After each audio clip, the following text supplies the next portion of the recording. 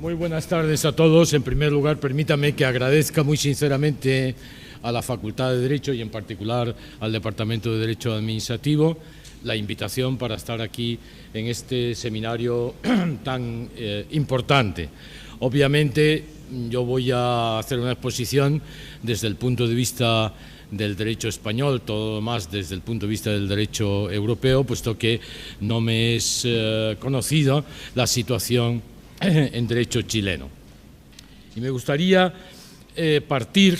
de una afirmación de lo que nosotros entendemos por el derecho administrativo, porque me parece que esto es importante en la discusión, en las relaciones entre el derecho administrativo y el derecho penal y a los efectos de la cualificación del derecho administrativo sancionador. Porque lo característico del derecho administrativo, lo que lo singulariza para nosotros respecto de otras ramas del derecho, es que está construido en función y para la ejecución, y no solamente de la ejecución de la ley, y no para una ejecución cualquiera, sino para una ejecución sistemática y por un sujeto establecido a tal fin, de tal manera que esa ejecución precisa, para que pueda cumplir su cometido, que las normas correspondientes presupongan y programen la actuación del sujeto encargado de la ejecución. Esto quiere decir que la elección por el legislador en el marco de la Constitución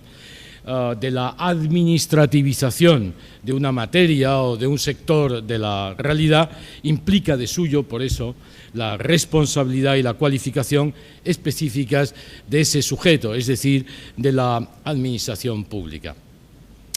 Por lo tanto, para nosotros, el derecho administrativo es un sistema, un mecanismo, hoy en día, de acuerdo con las concepciones más recientes del derecho administrativo, muy influidas por la última construcción de la dogmática alemana, es un derecho que tiene por objeto básicamente la dirección y el control sociales, de tal manera, de una manera específica, de la manera en que acabo de describir sintéticamente. De ahí que el instrumento de la sanción deba verse desde esta perspectiva. Por eso, aunque históricamente pudo haber una discusión acerca de la diferenciación ontológica entre pena y sanción, nosotros, cuidado con las palabras, nosotros diferenciamos cuando actúa el juez es una pena y no hablamos de sanción cuando actúa un juez. Porque las palabras también pueden confundir acerca de la discusión de fondo que se ventila, ¿no? Por eso digo, aunque hubo una discusión teórica acerca de si existe o no su identidad ontológica, esa discusión hace tiempo que se abandonó, sencillamente porque la evolución en todos los estados europeos acredita que realmente la elección entre la administrativización y, por lo tanto, el control del sector de la realidad correspondiente a través de la sanción, en su caso, o, por el contrario,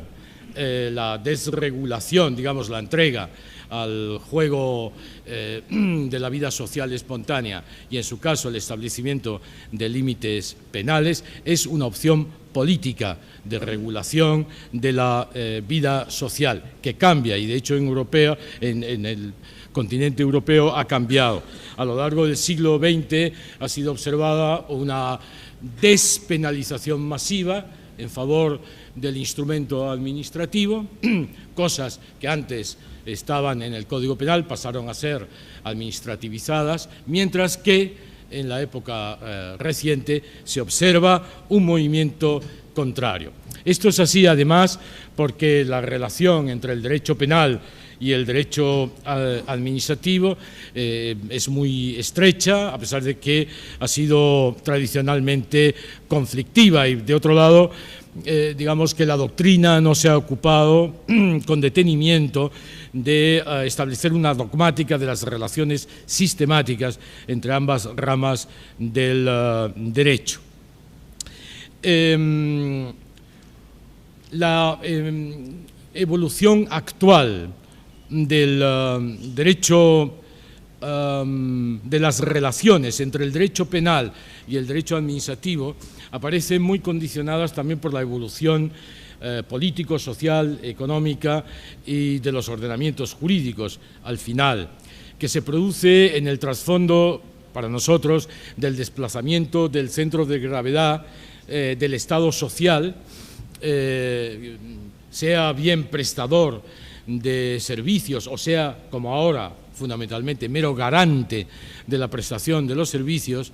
Ese Estado social y democrático de derecho se está decantando hacia lo que llamamos la prevención. De hecho, Denninger, por ejemplo, ha acuñado el concepto de Estado preventivo. Y las causas de este desplazamiento derivan de la incertidumbre que se ha instalado en nuestra vida colectiva y, por lo tanto, la centralidad de la idea de riesgo a escala local, a escala nacional, a escala regional y, desde luego, también mundial. La vida social se desenvuelve desde la idea de riesgo y el Estado está asumiendo cada vez más una función preventiva. Se siente obligado a garantizar a los ciudadanos que no se produzcan situaciones de perturbación social. Esto en un ambiente que también ese mismo autor ha calificado como de desorden global, en una situación actual en la que la paz y la seguridad se encuentran amenazados y, por lo tanto, han pasado a ser bienes de primerísimo rango, de tal manera que, si ustedes observan en los últimos fenómenos con repercusión incluso internacional, digamos, la explosión del volcán islandés, lo primero que se apresuraron a hacer los Estados europeos es a prevenir, a tranquilizar, a adoptar medidas preventivas, a tranquilizar a la población, asegurarle que le iban a garantizar la seguridad. Y esto genera en Europa al menos el peligro de pérdida de perspectiva por una especie de tendencia a la sobrevaloración y a la sobreactuación. Sobre todo cuando se trata de garantizar la seguridad, de tal manera que se viene afirmando ya incluso un derecho fundamental específico, más allá de las proclamaciones en las constituciones escritas, a la seguridad, que está erosionando el derecho correlativo a la libertad. La seguridad hoy en Europa pasa a ser una clave de bóveda, de tal manera que muchos autores ya vienen clamando porque efectivamente corremos el peligro de lesionar el propio Estado de Derecho. Si esta tendencia a, digamos, justificar cualquier medida de seguridad sigue y se acentúa, podemos lesionar la libertad y poner en riesgo el Estado democrático de derecho. Y el resultado de esto por ahora es doble: un cambio, una digamos, transformación del concepto de seguridad, en el que desaparecen las distinciones seguridad interior, exterior, la seguridad civil y la seguridad militar, de tal manera que hay crecientes voces en Europa por la emergencia de un nuevo sistema de seguridad y, digamos, a un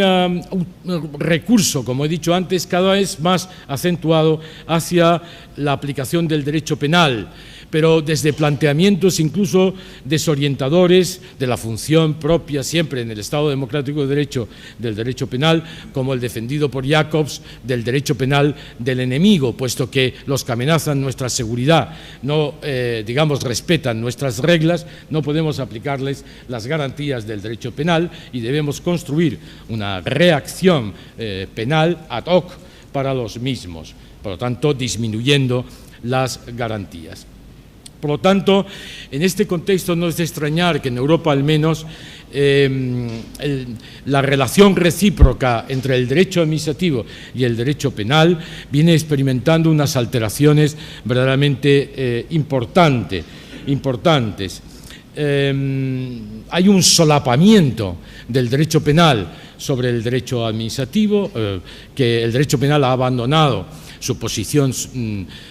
universal, subsidiaria, de última ratio, para adelantar las líneas de definición del ilícito penal que hoy, digamos, discurren penetrando en los campos propios en que coincide, se solapa con los ilícitos mercantil, administrativo y civil, de tal manera que en esas zonas de solapamiento el que actúa, sea el gestor de una empresa, sea el gestor público de una administración,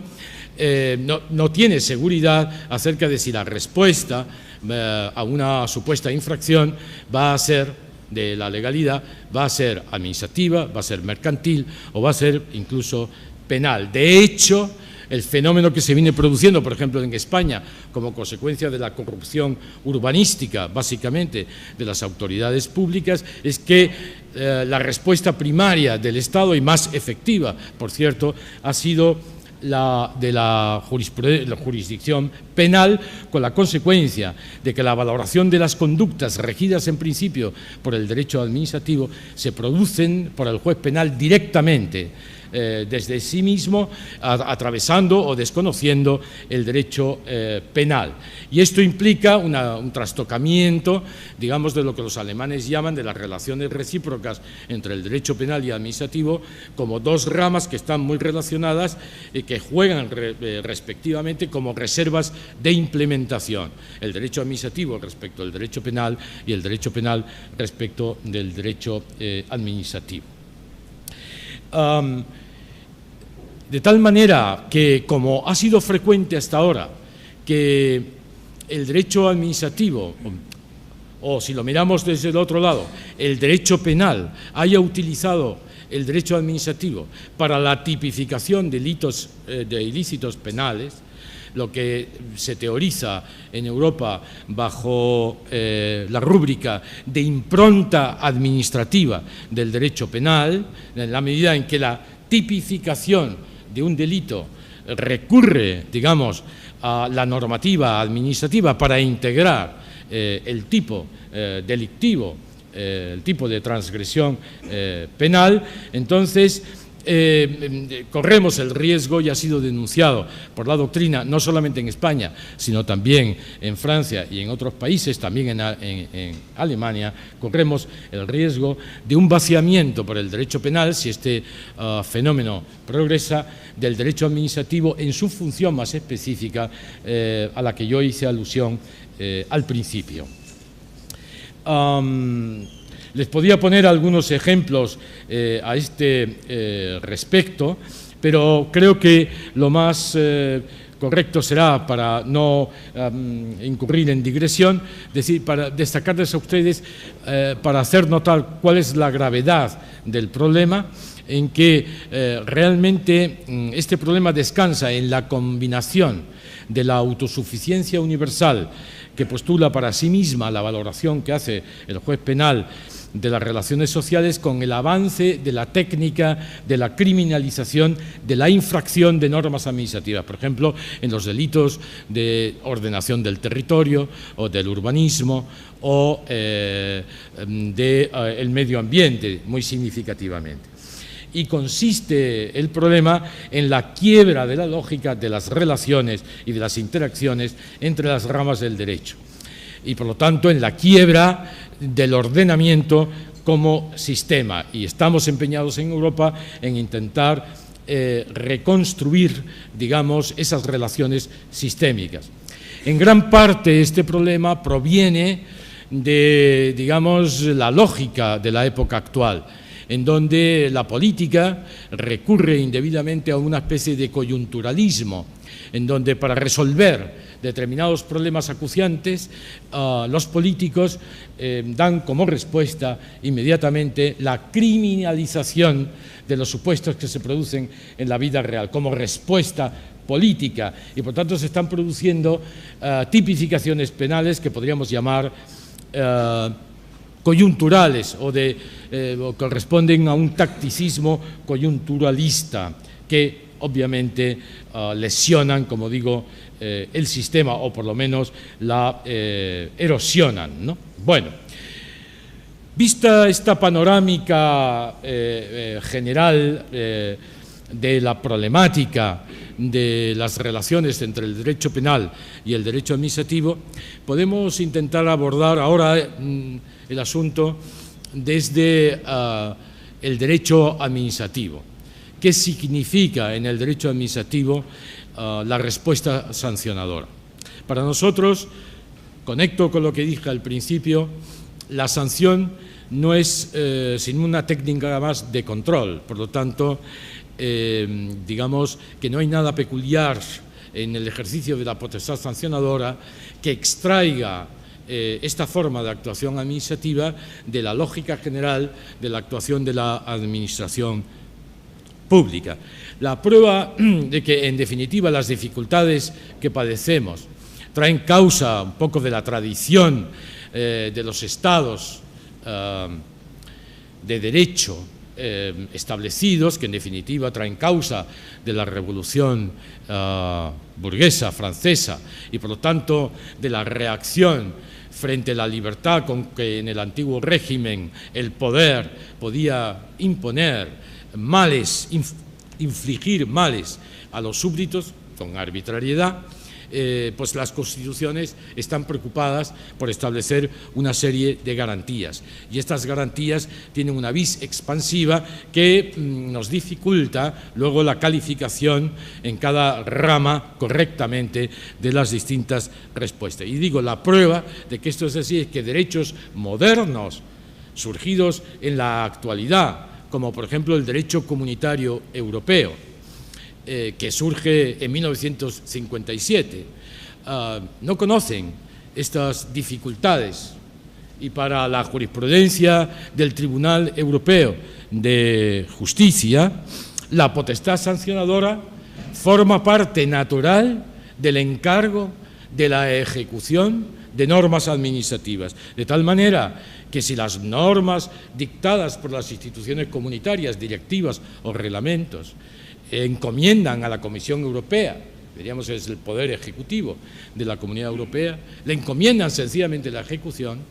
esa encomienda, esa potestad, lleva implícita necesariamente la potestad sancionadora, de tal manera que le otorga suficiente cobertura y goza la Comisión Europea de un amplísimo margen de apreciación para utilizar esa potestad sancionadora, que no confunde el Tribunal de Justicia de la Comunidad Europea con toda consecuencia desfavorable para el destinatario de la medida, puesto que para nosotros sanción es exclusivamente la respuesta retributiva típica, porque está tipificada en una norma como tal, a una conducta positiva o de omisión o de negligente que está también tipificada legalmente como precisamente infracción, de tal manera que cualquier consecuencia de gravamen o negativa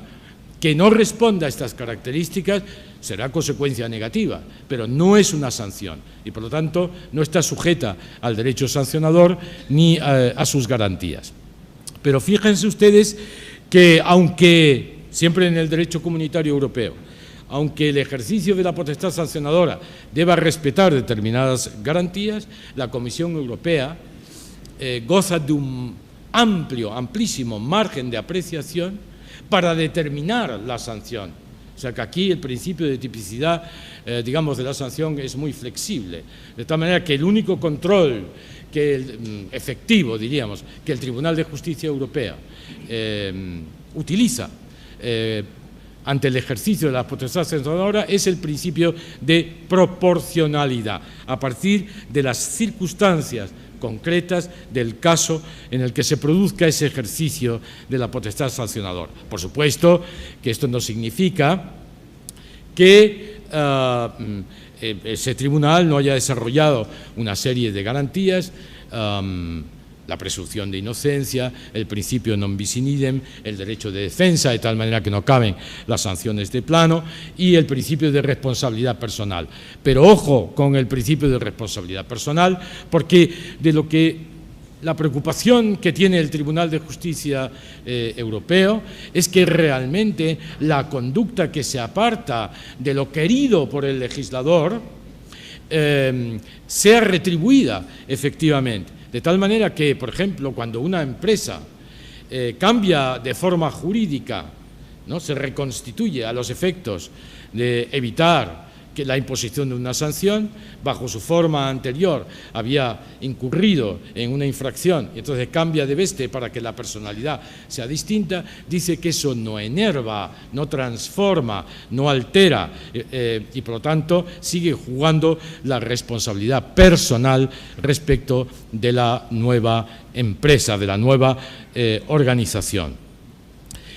En cuanto a la imposición de la sanción, la graduación, ya he dicho que el factor principal de control es el principio de proporcionalidad, pero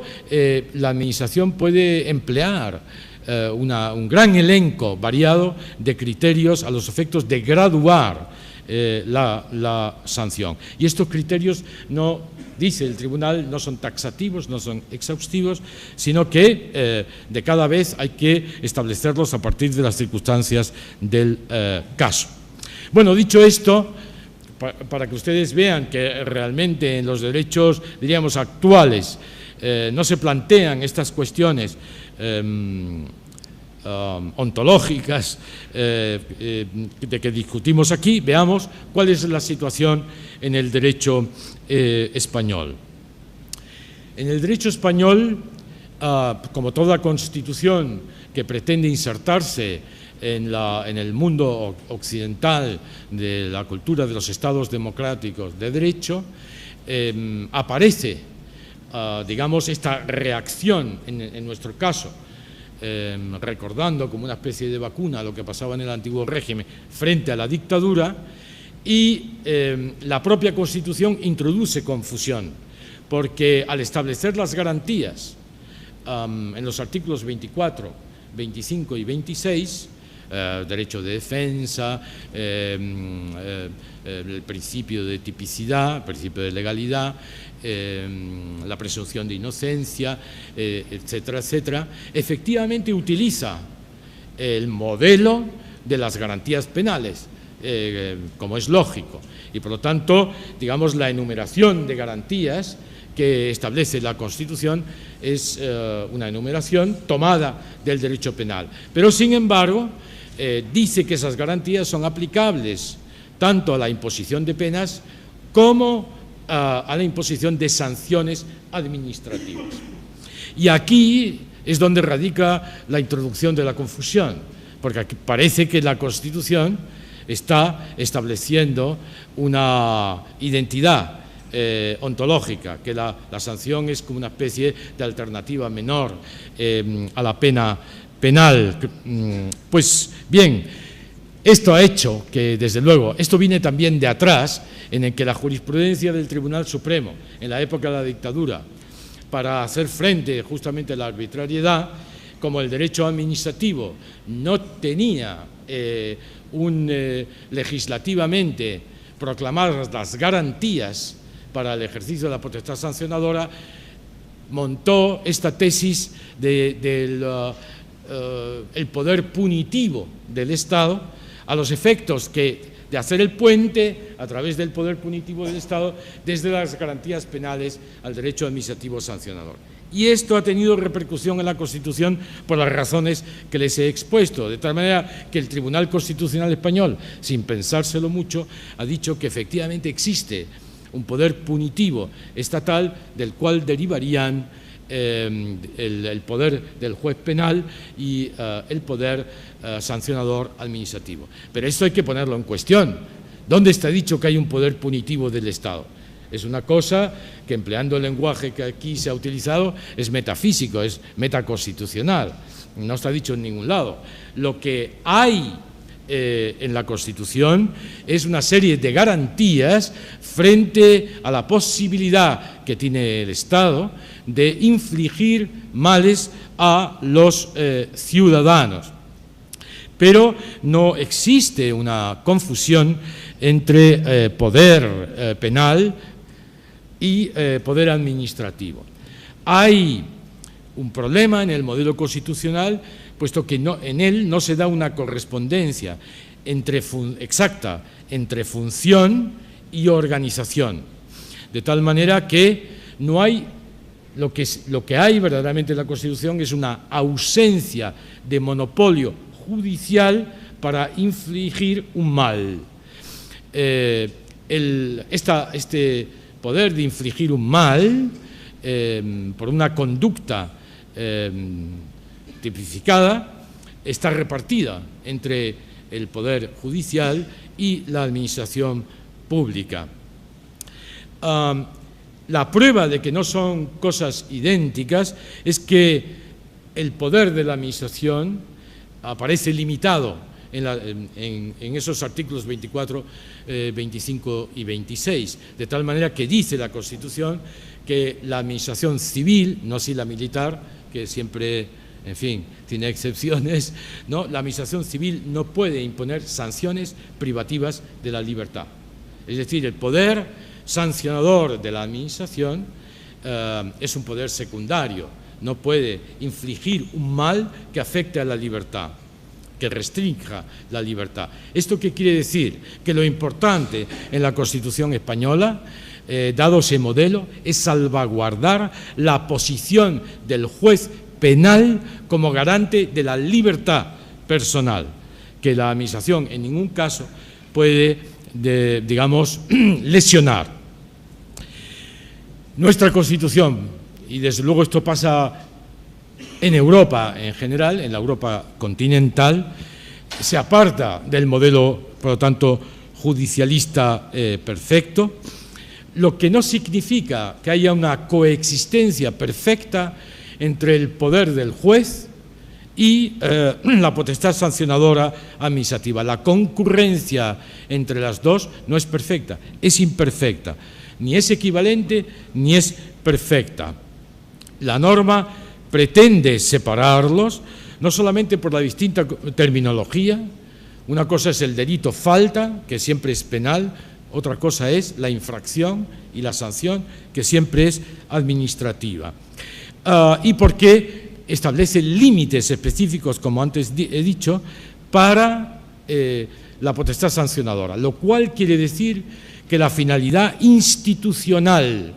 de una y otra son distintas. En el caso de la Administración, lo que se pretende mediante las infracciones de tráfico es que el tráfico fluya ordenadamente. Lo que se pretende es el control de esa realidad. En el caso penal, lo que se pretende es retribuir conductas que se entiende que ponen en cuestión los fundamentos de la convivencia social. Bueno, pues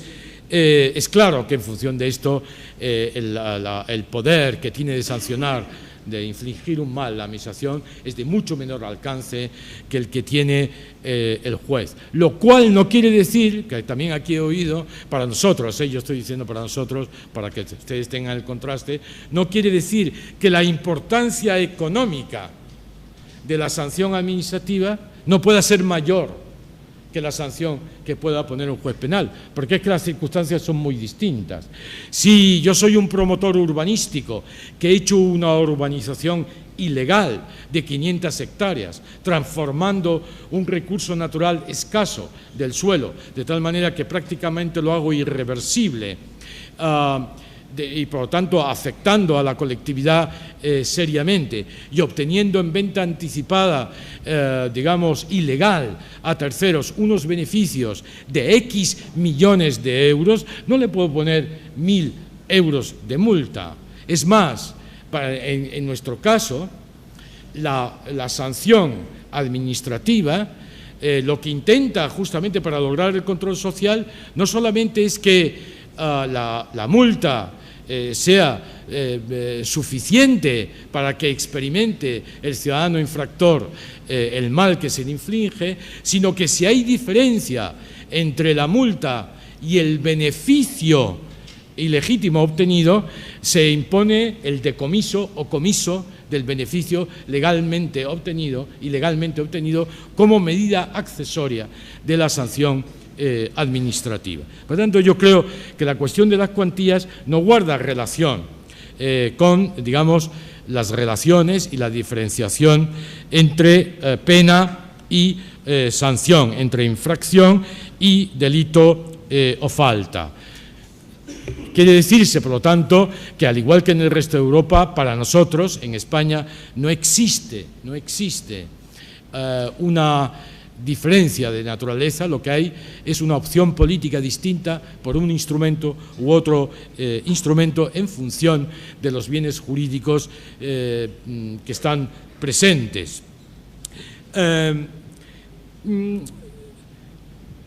Pero lo verdaderamente trascendente aquí es que, digamos, la sanción administrativa puede incluso imponerse en estados que son judicialistas, digo, en la concepción paneuropea, tal como está expuesta en el Convenio Europeo de 1950 de Derechos Fundamentales, puede imponerse por órganos que no sean judiciales, de tal manera que, es decir, sin revisión judicial ulterior. Lo que exige ese convenio es que se trate de órganos independientes y no influibles por la autoridad gubernativa correspondiente. Bueno, ¿por qué es esto así? Pues porque, en definitiva, las sanciones, en lo que a nosotros nos importa, al no haber diferencia de naturaleza, y aquí traigo a colección a Alejandro Nieto, que ha sido citado también con anterioridad, en el derecho sancionador, Alejandro Nieto lo que intenta es justamente poner en cuestión este dogma supuesto del poder punitivo del Estado. Dice que eso no existe, e intenta justificar, cosa a la que yo me adhiero, que en definitiva la potestad sancionadora no es sino una potestad más de la que se atribuyen a la administración, igual que la potestad expropiatoria. Es decir, que no tiene mayor incidencia la potestad sancionadora que la potestad de expropiar un bien. Incluso, por ejemplo, en el caso de España, algo tan grande como Rumasa, que era un grupo de sociedades importantes que tenía incluso bancos. O sea que, por lo tanto, no hay nada en la potestad sancionadora que diga que es exorbitante de lo que puede hacer el poder público, al menos para nosotros, de lo que puede hacer el poder público administrativo. Y la intención de Alejandro Nieto, es decir, ciertamente hay aquí un elenco de garantías que se extienden por razón práctica, podríamos decir, al derecho administrativo sancionador, pero la residencia del Estatuto Constitucional del fenómeno de la atribución de la potestad no está en los artículos 24, 25 y 26, sino está en el Estatuto de la Administración, que es el artículo 103. La Administración sirve con objetividad al interés general, actúa conforme a determinados principios y con sometimiento pleno a la ley del derecho, bajo la dirección del Gobierno, que tiene la función ejecutiva. Por tanto, es una potestad más, y esto significa que digamos, la aplicación de las garantías que vienen del derecho penal tiene que ser objeto de flexibilización. De hecho, el Tribunal Constitucional, desde esa primera posición que afirmó el poder punitivo del Estado, que parece que había una equivalencia de las garantías entre lo penal y lo administrativo, ha ido flexibilizando su posición hasta decir que la potestad sancionadora de la Administración no solamente es algo plausible, sino algo casi indispensable, absolutamente necesario, y que las garantías que están en el 24-25, en el caso del derecho administrativo sancionador, tienen que flexibilizarse. De tal manera que en la doctrina del Tribunal Constitucional Español actual, lo que se exige es que la ley formal efectivamente identifique sustancialmente cuál es la infracción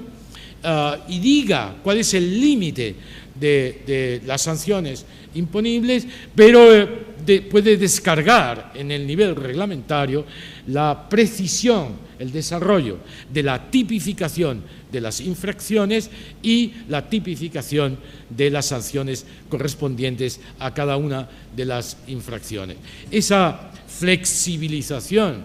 del estatuto del principio de legalidad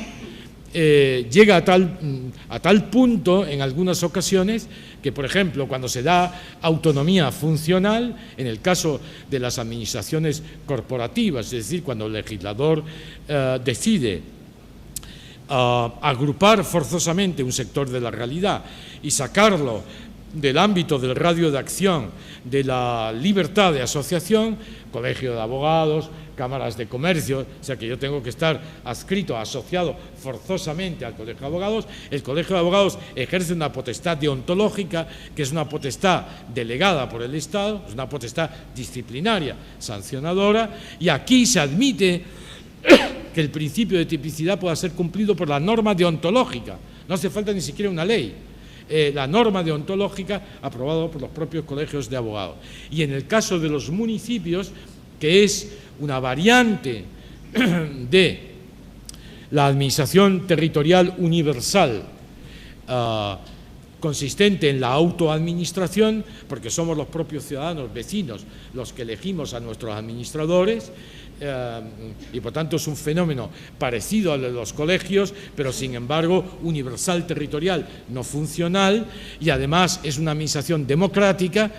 Dice que el pleno de un ayuntamiento es, por así decirlo, como el Parlamento Nacional, puesto que es el representante del pueblo municipal y, por lo tanto, sus decisiones, sus normas, son una autodisposición de la colectividad sobre sí misma y, en consecuencia, pueden tipificar. Ciertamente tiene que haber una ley, pero las exigencias desde el principio de tipicidad a esa ley son mucho más tenues que cuando se trata de las administraciones burocráticas territoriales adscritas al gobierno nacional o al gobierno de las comunidades autónomas. Otra forma en que se produce la flexibilización del principio de tipicidad es la distinción que es tradicional en Europa entre el ámbito ad intra y el ámbito ad extra, es decir, cuando la administración está actuando sobre sí misma, su propia organización, sea la organización militar, sea los propios empleados de la administración, en que actúa, como en el ámbito del derecho privado, actúa un empresario, y por tanto ahí no se habla de potestad sancionadora, sino se habla de potestad disciplinaria. Y aquí también la flexibilidad en cuanto a la tipicidad y las prerrogativas de la administración son mucho mayores. Y este criterio se combina a su vez con el criterio de las llamadas, que también se mencionaron aquí anteriormente, relaciones de sujeción especial, que es una categoría elaborada en el derecho administrativo continental europeo para hacer relación a los supuestos en que los ciudadanos nos salimos de la posición general como ciudadanos y bien sea coactivamente, por ejemplo, cuando en los estados en que existan reclutamiento forzoso para el servicio militar, entonces me colocan forzosamente en la posición de soldado y, por lo tanto, dentro de la organización. Pero yo me puedo colocar, o bien cometo un delito y me ingresan en una prisión, pero la prisión es un establecimiento administrativo y, por lo tanto, si dentro de la prisión, mientras estoy cumpliendo la pena, incurro en una infracción del reglamento del establecimiento, me pueden imponer una sanción disciplinaria. Aquí también el principio de tipicidad se modula. O me pongo enfermo e ingreso en un establecimiento sanitario, quedo sujeto voluntariamente a las reglas del establecimiento, de tal manera que no puedo entrar y salir a mi libertad, sino que si no me da el médico el alta, que es un acto administrativo, pues no puedo salir. Y el médico me puede decir, pues no, tiene usted que levantarse a las 6 de la mañana, hacer 3 flexiones y si no, le pongo el castigo de que no va a comer usted durante 3 días o solamente agua, etcétera, etcétera, etcétera. Poder disciplinario. Ambas cosas confluyen para flexibilizar, modular el principio de tipicidad y las garantías y aumentar la potestad sancionadora. De tal manera que podríamos decir que en la actualidad hay como una especie de degradación en las sanciones, desde lo que llamamos nosotros las sanciones de policía general, que equivalen en algo a las respuestas al derecho como mecanismo de control social al que hice alusión al principio, a las, digamos, sanciones de policía especial, que históricamente comenzaron con los bienes demaniales o el dominio público. Para proteger el dominio público se apoderaba a la administración para poner sanciones a quienes, por ejemplo, extrayeran ilegalmente agua de un río o lesionaran las costas o horadaran el suelo para extraer ilegalmente agua subterránea de dominio público, etcétera, etcétera. Proteger el dominio público. Hubo otras propiedades especiales y eso se ha ido extendiendo al derecho sancionador de las policías especiales de tráfico, ¿no? De tráfico,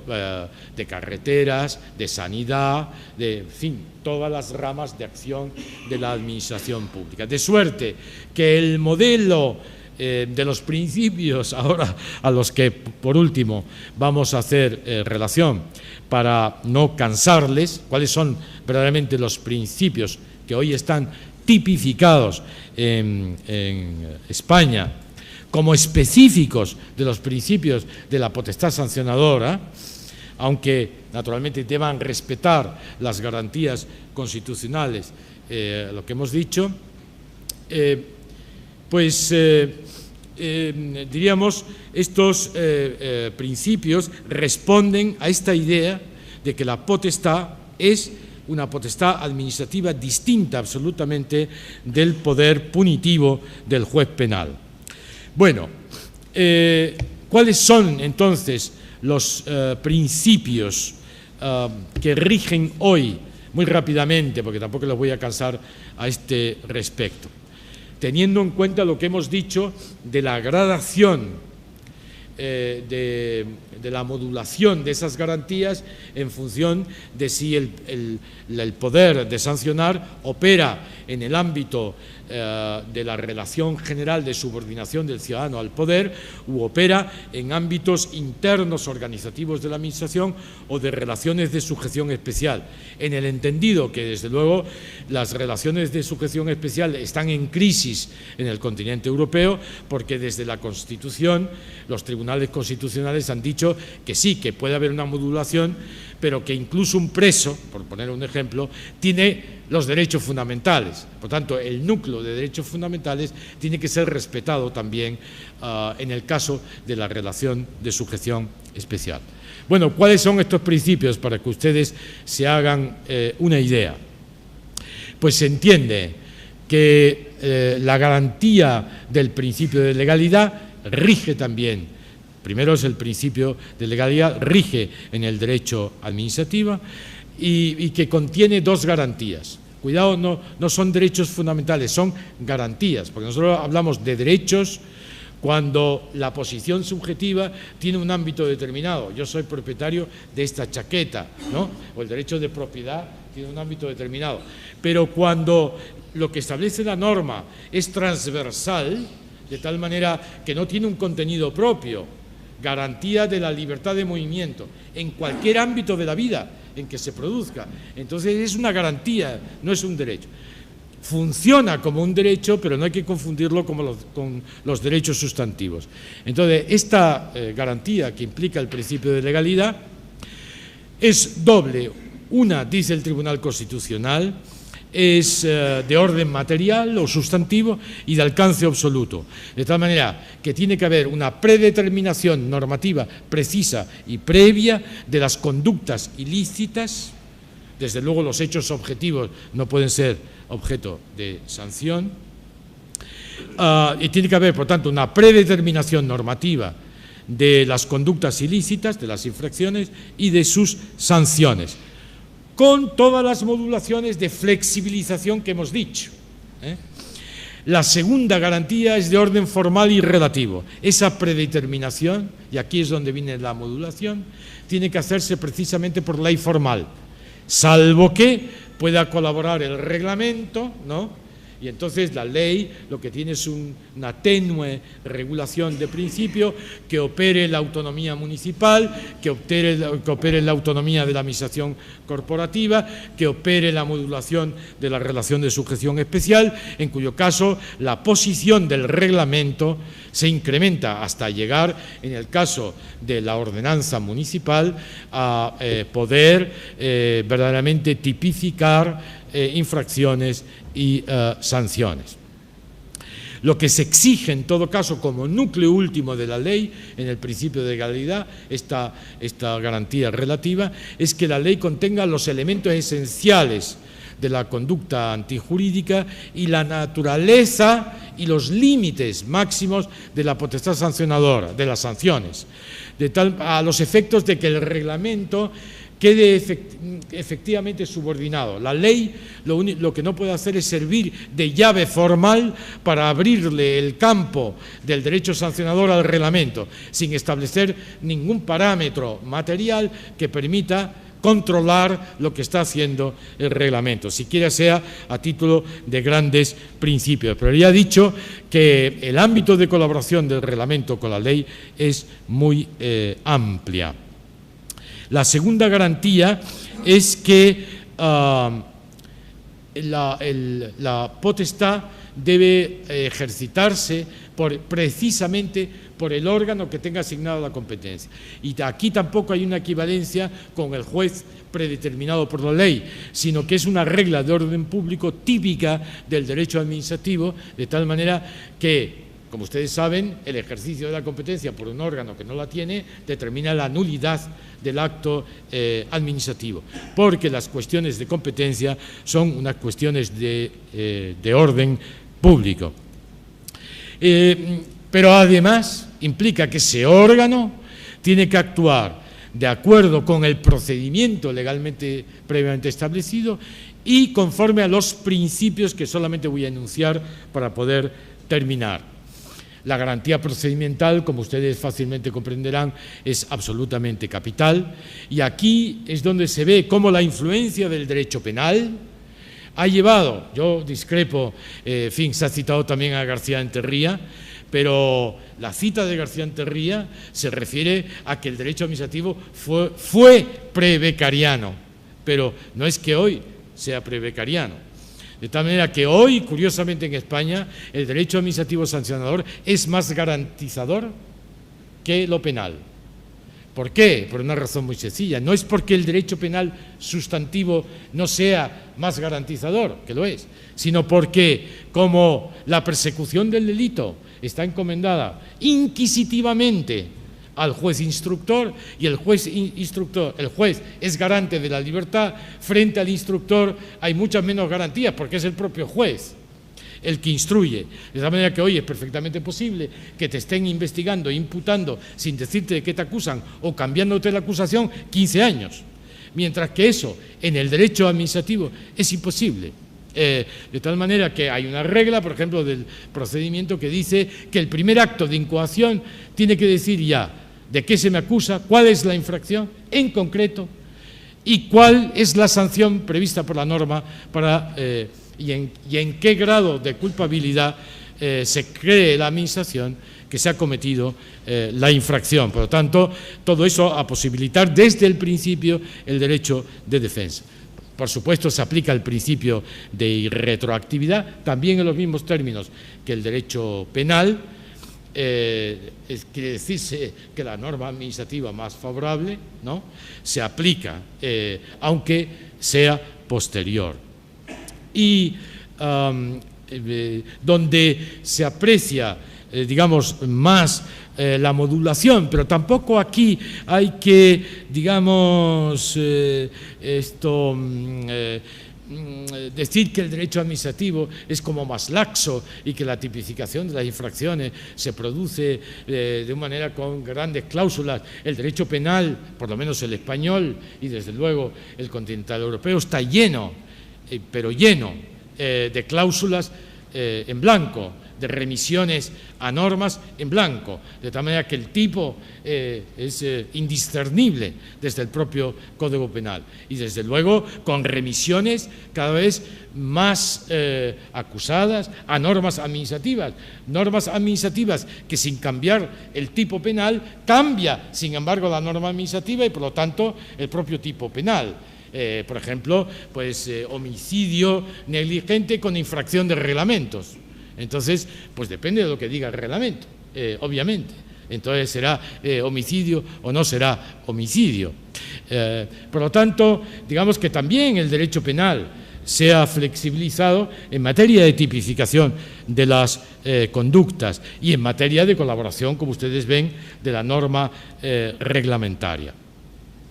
Donde se ve, y con esto ya termino, porque desde luego se aplica también pues, el derecho de defensa, la presunción de inocencia, las demás garantías que se han importado del derecho penal. Pero lo que importa, para concluir, para cerrar, para que ustedes vean que efectivamente la potestad sancionadora es distinta, de menor alcance, a la potestad, al poder del juez, que es el garante de la libertad, el juez penal. Se puede citar, bueno, viene al caso, la concurrencia imperfecta. La concurrencia imperfecta que se sitúa en el principio non bis in idem,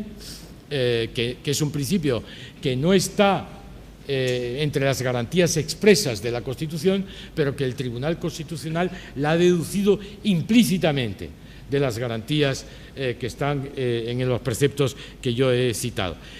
El principio non bis in idem implica, en lo que ahora nosotros nos importa, que dos cosas en la concurrencia con el juez penal. Que si ha habido una respuesta penal, ya no puede haber una respuesta administrativa. Nadie puede ser sancionado dos veces. Y luego la administración, en cuanto está subordinada, si hay un proceso penal, no puede haber un procedimiento sancionador administrativo. Y, por lo tanto, si un órgano administrativo incoa un procedimiento sancionador y viene en conocimiento de que un juez penal está instruyendo un proceso penal, tiene automáticamente, por ley, que suspender el proceso administrativo a resultas de lo que suceda en el proceso penal. Si en el proceso penal recae pena, entonces ya la administración no puede ejercitar su potestad sancionadora. Principio non bis in idem en sentido estricto. Pero si el juez penal determina los hechos, pero de los hechos no extrae responsabilidad penal, absuelve, se produce aquí el caso típico donde ustedes pueden ver la subordinación de la administración al juez penal como garante de la libertad. Dice el Tribunal Constitucional, lo que no puede ser, puede continuar. En ese caso estaba suspendido el procedimiento administrativo, no hay condena penal, luego puede seguir el procedimiento administrativo y producirse una sanción, pero la administración no puede apartarse de la declaración de hechos probados que ha hecho el juez penal, porque dice el Tribunal Constitucional que unos mismos hechos no pueden para unos órganos del Estado existir y para otros no existir. Si el juez penal ha dicho que esta es la verdad, entonces la administración tiene que atenerse a ello y por tanto tendrá que sancionar si esto es posible. Si no es posible ya, pues tendrá también que archivar el procedimiento administrativo. Como ven ustedes, por lo tanto, dos cosas totalmente distintas, con un estatuto también diferente, pero con zonas de solape muy intensas que responden en nuestra mentalidad a el hecho de que, en definitiva, el fenómeno que estamos hablando es, insisto, el hecho de infligir un mal al ciudadano. Si miramos desde la perspectiva del ciudadano, aquí estamos igual que en el caso de la Revolución Francesa. ¿Qué tenemos que hacer para garantizarnos que esa posibilidad de que nos inflijan un mal se produzca correctamente? Entonces se establece un elenco de garantías del ciudadano, pero eso no significa que del otro lado quien inflige el mal sea siempre uno mismo, sino, en unos casos es el juez penal, en otros casos es la administración pública. Nada más, muchas gracias.